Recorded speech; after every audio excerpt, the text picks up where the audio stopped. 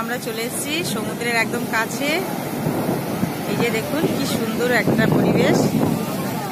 জল অনেকটা বেড়ে গেছে এই সময়। এই দেখুন কতটা চলে আসছে দেখুন।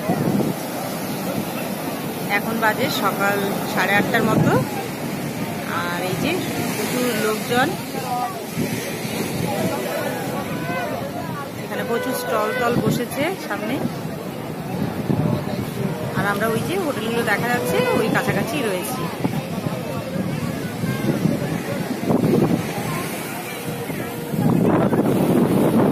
কতটা জল চলে এসেছে।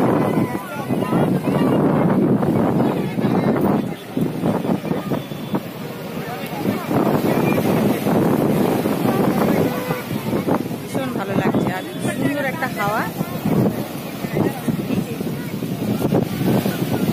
আজকে বাড়ি চলে যাব, তাই মনটা একটু খারাপ লাগলেও কিছু করার নেই। কাল থেকে তো অফিস, কালকে ফিরতেই হবে।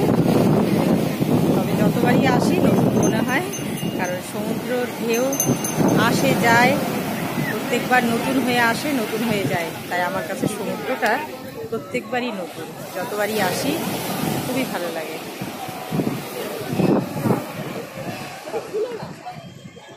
আস্তে আস্তে জোয়ার বাড়ছে, জোয়ার আসছে তো জলটা এই জন্য অনেকটা বেড়ে গেছে এই সময়। দেখুন আজকে স্নানে যাব না, কারণ বাড়ি চলে যেতে হবে। আমাদের 1:30টার সময় বাস। হ্যাঁ, তো লাঞ্চ করে চলে যেতে হবে।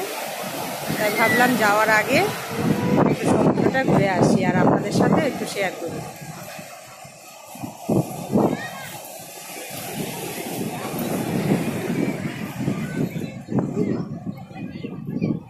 জানি না আবার কবে আসবো, তবে ছুটি পেলেই চেষ্টা করব আসার।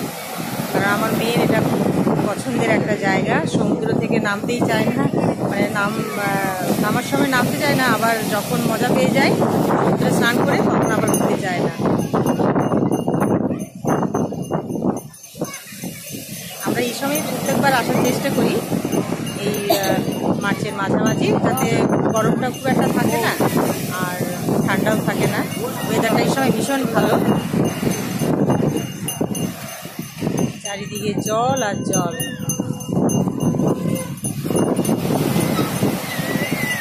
আমার হাজব্যান্ড পছন্দ করে পাহাড়, কিন্তু আমার ভীষণ পছন্দের জায়গা হচ্ছে সমুদ্র। তাই ঘুরতে যাওয়ার নাম করলেই আমি বলি যে চলো সমুদ্র যাব।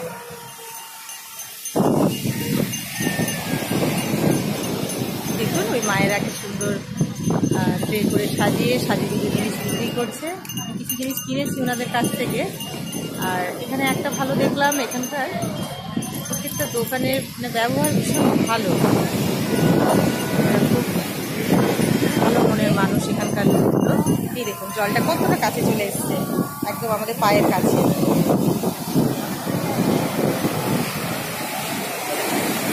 এই দেখুন, চলো চলো চলো, জল পুরো চলে এসছে।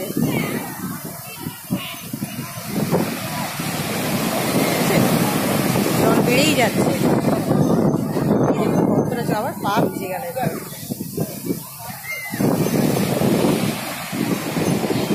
আপনারা কে কে দীঘায় এসছেন কমেন্ট করে জানাবেন।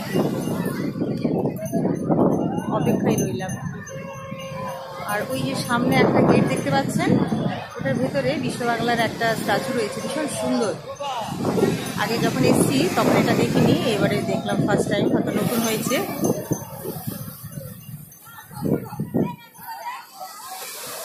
বাড়ি ফিরতে ফিরতে 6:30 7টা বেজে যাবে আজকে, 1:30টায় বাস।